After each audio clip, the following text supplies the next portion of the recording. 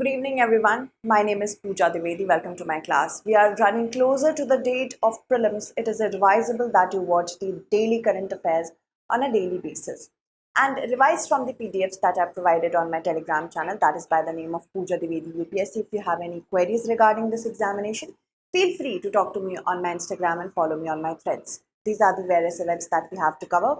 Let's talk about the first question. The L69 grouping were in the news. It refers to which of the following? The correct answer to this question, as many of you have pointed out, is option A. The L69 group is a group of 69 countries that range from Africa, Latin America, the Caribbean, Asia, and the Pacific. These are the small island developing states. This came into existence in the year 2007.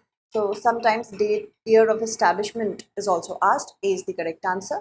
Prime Minister of India and the Brazilian President have agreed to continue working towards the reform in the United Nations Security Council because of the dire failure of the UNSC. In the recent times, we have seen it has remained stagnant in its approach. We need reforms. So, L69 as well as G4. These two are certain groupings of which India and Brazil both are parts. G4, basically, if we talk about, is a group of four countries: Brazil, India, Japan, and Germany. These four countries support each other's bid for the permanent seat in the United Nations Security Council. Moving on, consider the following statements. Statement 1 says GST revenues increased across the country in October, with at least 25 states and union territories recording a growth rate higher than 10%. Statement 2 says notices were sent by the GST authorities for recovery of non-payment of tax or underpayment or of wrongful availment of input tax credit, which has resulted in such growth. That means if the notices have been sent, the result has been this. First statement is definitely correct. On an year-on-year basis, if we compare this year's October for the sales in September to the last year, this month has shown us the highest receipt of GST revenue since its launch in 2017. That is why this question is significant. Also, certain states such as Maharashtra, Karnataka, Uttar Pradesh, and Tamil Nadu have registered a high growth. When it comes to the civil wars torn Manipur as well as Himachal Pradesh, these states have shown a decline. So first statement is correct and second statement is also correct. Both the statements are correct, and statement 2 is the correct explanation of statement 1 because of the notices were there that were sent for various reasons. We have gotten more GST revenues, and that has contributed to the first statement. Gross goods and services tax collection surged 13.4% year on year in October. For the sales in September, it is rupees 1.72 lakh crore. It's the second highest level since the July 2017 rollout. GST revenues increased across the country, out of which at least 25 states and union territories have registered a growth rate of more than 10%, including Maharashtra, Karnataka, Uttar Pradesh, and Tamil Nadu. Maharashtra has shown an increase of 14%, Karnataka 12%. If we talk about Uttar Pradesh, it's 10%, and if we talk about Tamil Nadu, it's 9%. Manipur has registered a 19% decline, Himachal Pradesh a 2% contraction, showing us directly that war or instability in any region, when it comes to Manipur and when it comes to environment in Himachal Pradesh, it takes a toll on the economic growth. Moving on. Now this you can point out in your mains examination as well. What are the economic costs of environmental degradation? Himachal Pradesh is a stellar example here. Moving on. With the recent notices that were sent by the authorities for underpayment, wrongful availment of input credit, then some businesses have made payments to settle the disputes, and this has resulted in an uptick. Moving on. Consider the following. Viremia. Viremia is a condition in which there is a high level of dengue virus in the blood, and ibuprofen and aspirin are effective treatment drugs for dengue. There is no vaccination that is available for it, and the primary vector for the dengue virus is the species Aedes aegypti. So how many of the statements given above are not correct? It's called dengue in Hindi, but when it talk about English, it's dengue. Okay. So if we talk about viremia, what is it? It is a condition when a person who has been infected by this virus has a high load of it. And if during that time the mosquito bites that person and hence bites another person, then it will be very effective. So this high load of viral infection in one's blood is known as viremia.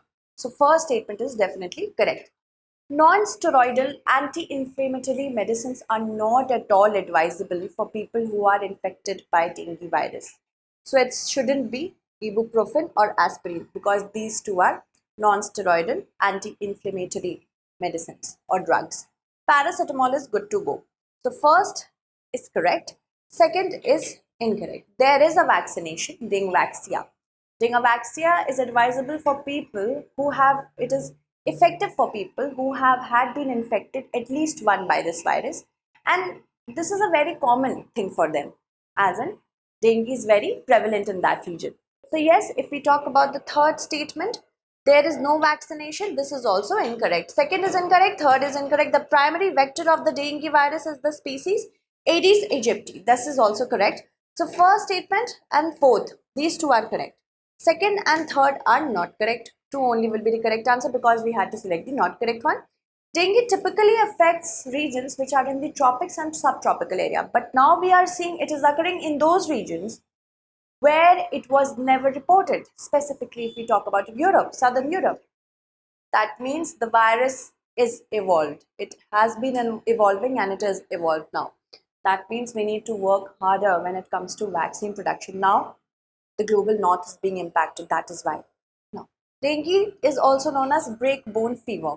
A viral infection spreads from mosquitoes to people, and symptoms are high fever, headache, body aches, nausea, as well as rash. Acetaminophen, which is a paracetamol, is used to treat it commonly. Non-steroidal anti-inflammatory drugs should be avoided because they can increase the risk of bleeding. There is a vaccine, Dengvaxia. It is for people who have had dengue at least one or dengue at least one. They live in places where the disease is common. Primary vector. That means it is not the only vector in the Aedes genus. Others are also there. But this one is the most common one. There are other Aedes genus mosquitoes such as Albopictus, Polynesiensis, Culterilis, but it is not as effective. Consider the following pairs: rebel groups, country, region. Hamas, Gaza; Hezbollah, Lebanon; Houthi, Syria; and Kurds, Yemen. How many of the pairs given above is or are correct? When we talk about Hamas, Hamas is a terrorist group for many countries, but it is not for India. Because we designate any individual or any group as a terrorist organization under UAPA. Designating Hamas as a terrorist group is a particularly complex situation for India. How is it an immediate threat to India? Once that is established, we can mull over it. Hamas is related to Gaza, Hezbollah to Lebanon. Houthi is a Yemeni rebel group, and Syria is associated with Kurds. So first is correct, second is correct, third and fourth are not. First and second, two only will be the correct answer. Yemeni Houthis say that they have launched ballistic missiles and drones at Israel. This movement actually originated in North Yemen in the 1990s. It was a reaction to the financial and religious influence of Saudi Arabia. They are Zaydi Shiites or Zaydiya. Even within the Shia community, Shias are already a minority within Muslims. Even then, the Zaydiyas or Houthi rebels, these are another group of Shiites because they are different in doctrine and beliefs from the Shiites who dominate Iran, Iraq and elsewhere. Then we talk about Hamas. Hamas is related to the Gaza Strip. And then we talk about Kurds. They are associated with Turkey, Armenia, Syria, Iran and Iraq. They want to establish their own country by the name of Kurdistan. Then we talk about Hezbollah. They operate from Lebanon. Alright, moving on. Consider the following statements. The Artemis Accords apply to any activities undertaken on the moon, Mars, comets, asteroids, including the surfaces and surfaces. Beg your pardon. NISAR is the first ever collaboration between NASA and ISRO On an Earth observing mission which will be launched in 2024, we have to select which of the statements given above is or are correct. Yes, the Artemis Accords. India has signed this. And under the Artemis Accords, there are going to be many projects, not only lunar but other projects, interplanetary projects as well. Because one of its goal is to make human an interplanetary species. That is why it is not only applicable to the moon but other planets as well. So first statement is correct. Not only planets but comets, asteroids, surfaces and subsurfaces. NISAR is actually a collaboration project to observe the Earth between ISRO and NASA. ISRO and NASA are ready to launch it in the year 2024. In every 12 days, this particular project will scan the surfaces of the Earth. That means in every 12 days, it will go through the surfaces of the Earth and send the information. It is about to be completed. So both these statements are correct. Both 1 and 2 will be the correct answer. The NASA ISRO Synthetic Aperture Radar, that means NISAR satellite. It is going to be launched in 2024. It will have a survey on the Earth by continuously scanning the planet's surface with radar, providing valuable information, and that it will do every 12 days. It will complete 2 cycles in this time frame. Within 12 days, it will complete 2 cycles. 2 distant synthetic aperture radars are responsible for it. NASA is for L-band, SAR, ISRO is for S-band. That is going to utilize radio waves for short wavelengths. Alright, moving on. It is a non-invasive diagnostic test that analyzes a patient's blood or other bodily fluids for cancer cells or markers. It is useful for detecting cancer at an early stage, monitoring disease progression and guiding treatment decision. What is it? Proton therapy, theranostics, radiomics, liquid biopsy. The correct answer to this question is liquid biopsy. Okay, so let's talk about certain data. Nearly 69 lakh cancer deaths among Indian women were preventable. That means if they were caught earlier or diagnosed earlier, then these women could have been saved. Let's look at the very depressing statistics.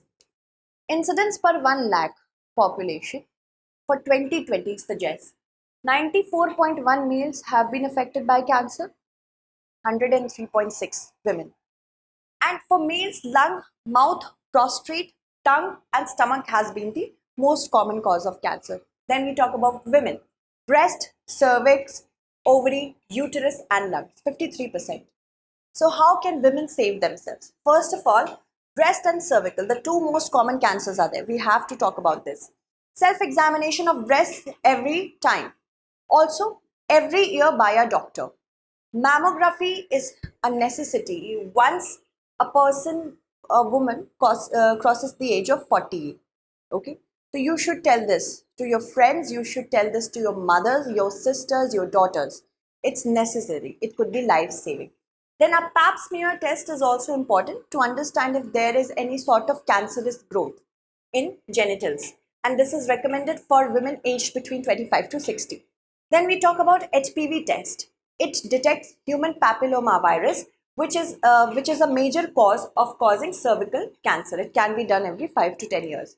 So this kind of awareness is needed. Women in our country are not at all aware. It is important for women and men to be aware of this situation. Now let's talk about liquid biopsy. It's a non-invasive diagnostic test. That means it will not go into your body. Your blood or any other bodily fluid will be examined in order to see if there are any markers that suggest that your body is fighting cancer. It's more useful for detecting cancer at an early stage, not later. Monitoring disease progression and also to guide how you must or what treatment you must get. Now next question is, the World Cities Day designated by the United Nations falls on 1st November, 2nd November, 30th October, 31st October. Tell me about it in the comment segment. Let me take the names of those students who have answered my last question correctly. Okay, so that you can answer this one as well. A was the correct answer. Vijay, Riya has also answered the other question that I asked. Swati, good. Riya again. Gopesh, very good. I have already provided. You can see that PDF. Vivek, Kanika, Shantanu, Abhishek, Vijay, Indra, Pavan, Satish, Komal, Gayatri Rajendran, Ritu, Manthan, Pratik, Shah. Oh, sorry, because username is so contacted. Thank you so much, Pratiksha, for telling me your name. Abul, Mansi, Sanjay, Shubhendu, Amrita. Thank you for answering the last question. Answer this one as well. Stay updated.